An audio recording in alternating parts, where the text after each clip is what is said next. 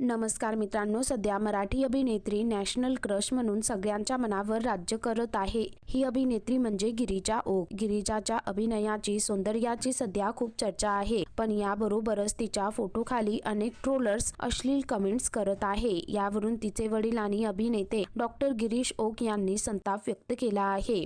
गिरीश म्हणाले की कौतुक मला आहे तिच्या कामाचं आणि तिच्या एकंदरीत यशाचं मला कौतुक आहे, असायलाच पाहिजे. पण त्याच्यावर ज्या कमेंट्स येताना ना चेहरा नसलेली आवाज जी माणसं आहेत, बिनकामाची रिकामटेकडी, त्यांची कितपत बौद्धिक कुवत आहे हे मला माहित नाही. पडद्या आडून भित्र्यासारख्या काहीतरी कमेंट करत असतात. त्या सगळ्या प्रकारची मला किळस येते. त्याने एखादा संवेदनशील माणूस डिस्टर्ब होऊ शकतो. त्याच्यावर कुणाचा नियंत्रण नाही, कुणी काही करू शकत नाही. सचिन पिळगावकर सारख्या व्यक्तीला ट्रोल केलं जातं. तो व्यक्ती वयाच्या 5व्या वर्षापासून कामाला लागला. किती संपर्क असेल त्याचा हे मागून टपली मारून हसण्यासारखं आहे. मी पण अनेक स्टँडअप कॉमेडियन आणि सोशल मीडिया इन्फ्लुएन्सरला फॉलो करतो, पण त्याच्यावरचं जे वाटेल ते प्रतिक्रिया देणं सुरू आहे. त्याचा राग येतो.